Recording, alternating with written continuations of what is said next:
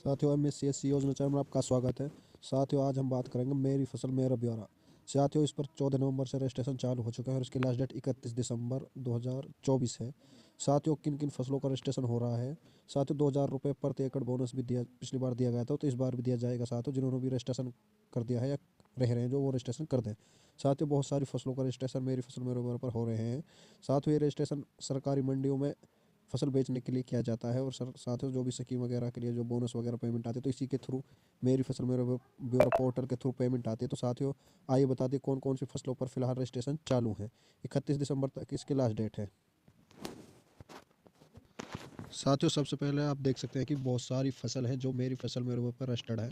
साथियों, इनका फॉर्म आप खुद अपने फ़ोन से भर सकते हैं। साथियों, सबसे पहले देख सकते हैं कि गेहूँ, सरसों, तोड़िए सरसों, चना, जौ, चीकू, ड्रैगन फ्रूट, केला, हल्दी, बरसिम, गन्ना वगैरह। साथियों, इन फसलों का रजिस्ट्रेशन फिलहाल रबी सीजन में चालू है। साथियों, आ गई है भिंडी, शिमला मिर्च, आलू, टमाटर, प्याज, आलू, गोभी, पत्ता गोभी, पालक, बैंगन, मिर्च। साथियों, जिसने भी किसी चीज़ की फसल बोई हुई तो अपना रजिस्ट्रेशन मेरी फसल मेरे ब्यूरो पर कर दे। जिस भी साथी ने ये फसल अपने खेत में बोई हुई है, तो साथियों अपनी फसल को सरकारी रेट में बेचने के लिए इन फसलों का रजिस्ट्रेशन कर दें। साथ ही आइए हम आपको बताते हैं कि फसल रजिस्ट्रेशन कैसे करना है। अपने फ़ोन से घर बैठकर कहीं भी जाने की ज़रूरत नहीं है। साथ ही चलिए साइट पर आपको बताते हैं कि इन फसलों का रजिस्ट्रेशन कैसे करना है। सबसे पहले अपने फ़ोन में गूगल या क्रोम खोल लेना और मेरी फसल मेरा ब्यौरा टाइप करना है। टाइप करने के बाद आपके सामने पहला लिंक आ चुका है, मेरी फसल मेरा ब्यौरा। इस पर आपको क्लिक कर देना है। क्लिक करने के बाद आपके सामने ऑफिशियल वेबसाइट खुल चुकी है। साथ ही इस पर देख सकते हैं कि 14 नवंबर से फॉर्म स्टार्ट है और 31 दिसंबर 2024 तक भरे जा रहे हैं, लास्ट डेट है। तो साथियों, सबसे पहले आपको फार्मर रजिस्ट्रेशन, इस पर आपको लॉगिन करना है। लॉगिन करने के बाद साथियों यहाँ आपको अपना फैमिली आईडी नंबर डालना है। फैमिली आईडी या आधार कार्ड जो भी आपका पास अवेलेबल है वो आपको यहाँ डाल देना है। यहाँ डालने के बाद आपको फैमिली आईडी नंबर डालना है और जिस सदस्य के नाम से आप इस फॉर्म को भर रहे हैं, जिस भी किसान के नाम से, उनका नाम चूज कर लेना। चूज करने के बाद उसके रजिस्टर्ड मोबाइल नंबर पर OTP जाएगी। OTP जाने के बाद आपको यहाँ डाल देनी है और कैप्चा डालकर सबमिट कर देना है। सबमिट करने के बाद आपकी पूरा डाटा फैमिली आईडी से उठा लिया जाएगा। आपको बस कुछ नहीं करना, फसल रजिस्ट्रेशन के ऑप्शन पर जाना है। तो बताते हैं आपको, चलिए साथियों खोलकर। साथियों, देखिए हमने वेबसाइट को जूम कर दिया है ताकि हमारी पर्सनल डिटेल ना दिखे। साथियों, सेकंड लिंक भूमि फसल विवरण, इस पर आपको क्लिक करना है और आगे बढ़ जाना है। आगे बढ़ने के बाद आपको अपने गांव वगैरह विलेज वगैरह का चुन लेना है। चुन लेने के बाद आपके सामने जमाबंदी खोल लेनी है, मुरब्बा नंबर से या नेम से।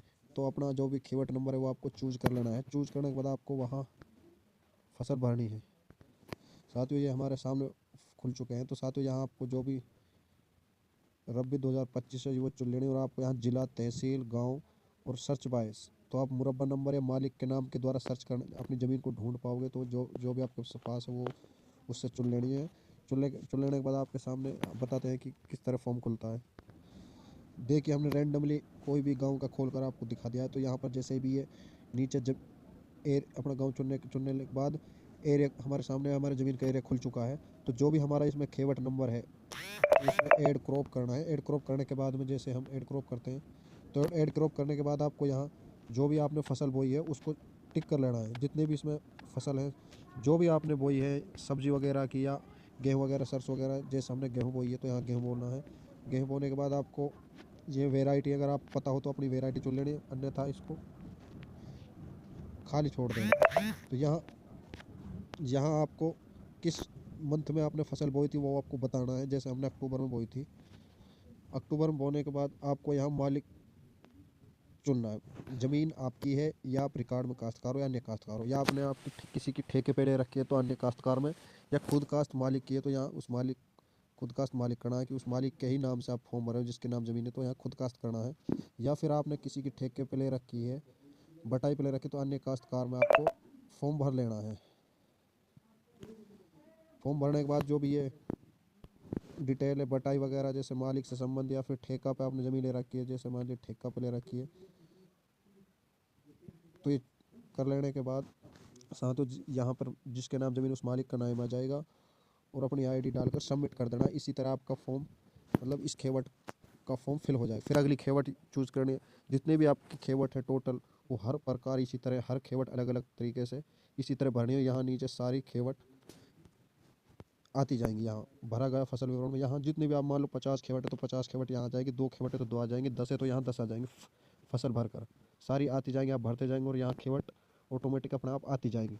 और यहाँ जितनी भी अपने गाँव में वगैरह 1 गाँव में 2 गाँव में जितनी भी सबको बारी बारी से खेवट को यहाँ भरना है और यहाँ अपने आप भर कर आती जाएगी। तो इसी तरह लास्ट में आप सबमिट कर देना है और अपना प्रिंट निकाल लेना है। प्रिंट निकालने के बाद आपको कुछ नहीं करना, बस जब फसल आपकी पक जाए या मंडी में बेचेंगे उस टाइम आपका प्रिंट काम आएगा। धन्यवाद साथियों, वीडियो अच्छी लगे तो लाइक सब्सक्राइब जरूर करें। आपको बहुत मेहनत लगती है कि वीडियो बनाकर आपको सेटअप बाय सेटअप दिखाते हैं हम। धन्यवाद साथियों, वीडियो को लाइक शेयर जरूर करें और चैनल को सब्सक्राइब जरूर करें।